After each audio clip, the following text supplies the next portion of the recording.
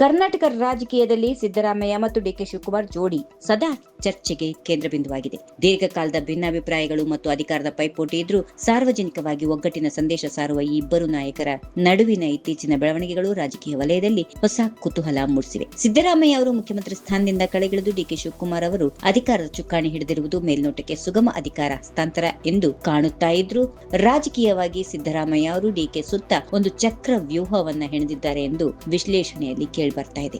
ರಾಜೀನಾಮೆ ಸಮಯದಲ್ಲಿ ಸಿದ್ದರಾಮಯ್ಯ ಅವರು ಡಿಕೆ ಶಿವಕುಮಾರ್ ಅವರನ್ನ ಅಪ್ಪಿಕೊಂಡು ಭಾವನಾತ್ಮಕವಾಗಿ ಆಶೀರ್ವದಿಸಿದ ದೃಶ್ಯಗಳು ಜನರ ಗಮನ ಸೆಳೆದವು.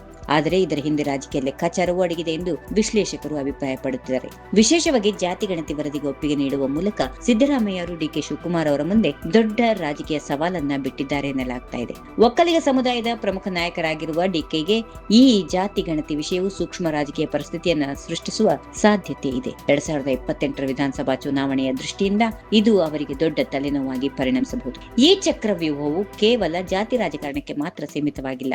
ಸಿದ್ದರಾಮಯ್ಯ ಅವರು ತಮ್ಮ ಆಪ್ತರನ್ನ ಪ್ರಮುಖ ಹುದ್ದೆಗಳಲ್ಲಿ ಉಳಿಸಿಕೊಂಡು ಪಕ್ಷದೊಳಗಿನ ತಮ್ಮ ಪ್ರಭಾವವನ್ನ ಮುಂದುವರಿಸುವ ಮೂಲಕ ಡಿಕೆ ಆಡಳಿತದ ಮೇಲೆ ಪರೋಕ್ಷ ಹಿಡಿತ ಸಾಧಿಸುವ ಪ್ರಯತ್ನ ನಡೆಸುತ್ತಿದ್ದಾರೆ. ಮಹತ್ವಾಕಾಂಕ್ಷಿ ನಾಯಕರಾಗಿರುವ ಡಿಕೆ ಶಿವಕುಮಾರ್ ಅವರಿಗೆ ಸಿದ್ದರಾಮಯ್ಯ ಬಿಟ್ಟು ಹೋಗಿರುವ ಆರ್ಥಿಕ ಮತ್ತು ರಾಜಕೀಯ ಸವಾಲುಗಳು, ಆಡಳಿತ ವಿರೋಧಿ ಅಲೆ ಹಾಗೂ ಜಾತಿ ಸಮೀಕರಣಗಳು ಮುಂದಿನ ದಿನಗಳಲ್ಲಿ ಕಠಿಣ ಪರೀಕ್ಷೆ ಆಗಬಹುದು. ಕಾಂಗ್ರೆಸ್ ಹೈಕಮಾಂಡ್ ಅನುಮೋದನೆಯೊಂದಿಗೆ ಅಧಿಕಾರ ಬದಲಾವಣೆ ನಡೆದಿದ್ರೂ ತಮ್ಮ ಉತ್ತರಾಧಿಕಾರಿಗೆ ಸಂಪೂರ್ಣ ಸ್ವಾತಂತ್ರ್ಯ ನೀಡದೆ ಪಕ್ಷದಲ್ಲಿ ತಮ್ಮ ಪ್ರಭಾವವನ್ನು ಉಳಿಸಿಕೊಳ್ಳುವ ಸಿದ್ದರಾಮಯ್ಯ ಅವರ ರಾಜಕೀಯ ನಡೆ ಸ್ಪಷ್ಟವಾಗಿ ಗೋಚರಿಸ್ತಾ ಇದೆ. ಆದರೂ ಡಿಕೆ ಶಿವಕುಮಾರ್ ಅವರು ತಮ್ಮ ಸಂಘಟನಾ ಸಾಮರ್ಥ್ಯ ಮತ್ತು ರಾಜಕೀಯ ಚಾಣಾಕ್ಷತನದಿಂದ ಈ ಸವಾಲುಗಳನ್ನು ಎದುರಿಸಿ ಕರ್ನಾಟಕವನ್ನ ಮುನ್ನಡೆಸುವ ಸಾಮರ್ಥ್ಯ ಹೊಂದಿದ್ದಾರೆ. ಅವರ ಸಂಘಟನಾ ಶಕ್ತಿ ಮತ್ತು ಆರ್ಥಿಕ ನಿರ್ವಹಣಾ ಕೌಶಲ್ಯ ಕಾಂಗ್ರೆಸ್ ಪಕ್ಷವನ್ನು ಮತ್ತಷ್ಟು ಬಲಪಡಿಸುವ ಸಾಧ್ಯತೆ ಇದೆ. ಆದರೆ ಸಿದ್ದರಾಮಯ್ಯ ಅವರು ರೂಪಿಸಿರುವ ರಾಜಕೀಯ ಸಮೀಕರಣಗಳು ಮತ್ತು ಜಾತಿ ಆಧಾರಿತ ಸವಾಲುಗಳು ಎಷ್ಟರ ಮಟ್ಟಿಗೆ ಪರಿಣಾಮ ಬೀರುತ್ತಿವೆ ಎನ್ನುವುದನ್ನ ಮುಂದಿನ ದಿನಗಳಲ್ಲಿ ಸ್ಪಷ್ಟವಾಗಲಿದೆ. ಒಟ್ಟಾರೆಯಾಗಿ ಕರ್ನಾಟಕ ರಾಜಕೀಯ ಮತ್ತೊಂದು ಹೊಸ ಅಧ್ಯಾಯಕ್ಕೆ ಕಾಲಿಟ್ಟಿದೆ. ಇಲ್ಲಿ ಸ್ನೇಹ ಮತ್ತು ಸ್ಪರ್ಧೆ ಎರಡು ಒಂದೇ ವೇದಿಕೆಯಲ್ಲಿ ಸಾಗುವ